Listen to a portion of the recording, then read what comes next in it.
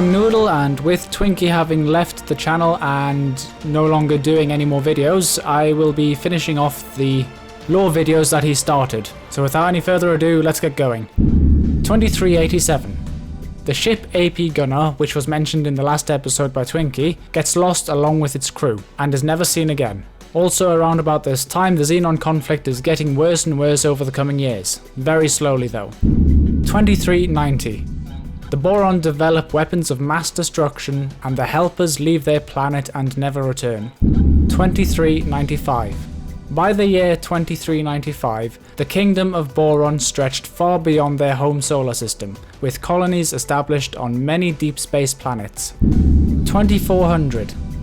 The Argon Federation looked to their Paranid allies for help, but after much debate and discussion, the Emperor of the Paranid finally refused to join the war.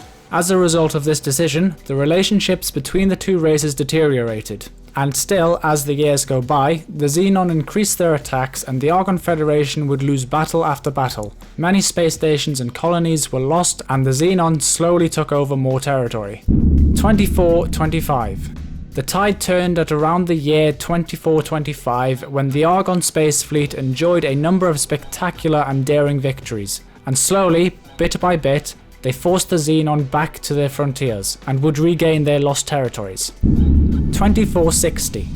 By 2460, the Argons had succeeded in forcing the Xenon fleet from all Argon Federation territories, and the attackers finally retreated back to wherever they had come from in deep space. 2469. By the year 2469, the Split had chased the Boron back to their home planet, and the Boron Kingdom lay in ruins. What the Split hadn't destroyed, they had taken over, and as they amassed a large force and were just about to launch a major attack on the planet Boron, they were suddenly attacked by ships from a race they had never encountered before, the Argons. 2470. In 2470, an Argon deep space fleet was dispatched in an attempt to recover the Xenon home territories. 2493.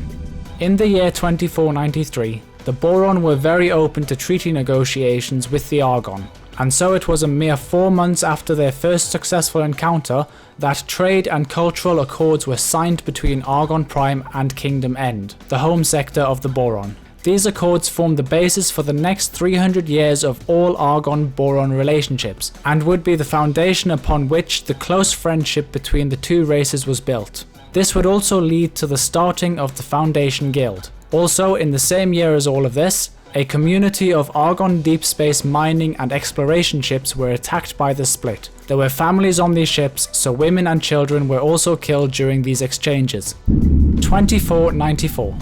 In 2494, the Argon were once again involved in a major war. Just 1 year after first contact with the Queendom of Boron, the Queendom was attacked by a fleet of battleships of unknown design, accompanied by a flotilla of Paranid galleons. The unknown race was in fact the Split, and since the involvement of the Paranid in the attack resulted in a profound rift between Argon Prime and Paranid Prime, the Boron Campaign would begin. 2496. 2 years later, in 2496, the Argons dispatched a powerful fleet to the Boron's aid, and after a massive battle, the alliance was successful as they managed to defeat a huge Paranid and Split fleet in a battle fought in the skies over the Boron home planet. 2498. In an effort to prevent further violence, the Community of Planets, or COP, was founded in 2498. It comprised initially of only the Argon Federation and the Queendom of Boron. The Paranid and Split refused to join the community, but instead formed a separate alliance of their own. 2520. Eventually, the Split and the Paranid were forced to concede, and the war formally ended in 2520. As a result of this peace treaty, the Argons and the Boron formed a permanent alliance called the Foundation Guild. This guild not only established permanent trade links, but controlled and policed them. Also, the Argon mark was chosen as its currency. The entry into the Boron conflict by the Argons, mainly due to the involvement of the Paranid, saved the Boron race from extermination. The combined Argon and Boron fleet destroyed the attackers and pushed the enemy alliance back. 2522. In 2522, the Split and the Paranid fell out themselves and would continue to battle each other until they also reached an agreement. 2570. About 50 years after the formation of the Foundation Guild, Boron scientists developed highly sophisticated weaponry from advanced technology supplied by the Argon, and fighting side by side, the two allies forced the split and the Paranid back into space, while regaining many territories belonging to the Kingdom of Boron in the process. This concerted effort resulted in a declaration of peace in 2570. 2583. By 2583, the Paranid and the Split reached an agreement and found the Prophet Guild to counteract the Foundation Guild. 2700. More than 100 years later, in 2700, the Teladi colonies rediscover space travel. 2720. In the year 2720, contact with another new species calling themselves the Teladi began. Searching for their lost planet, Ianimus Zura, the newcomers soon proved themselves to be shrewd business people with the uncanny ability to make the best of even the worst situations. As a race, they were non-violent, but their introverted nature and ubiquitous tendency towards avarice caused the other races to feel uncomfortable around them.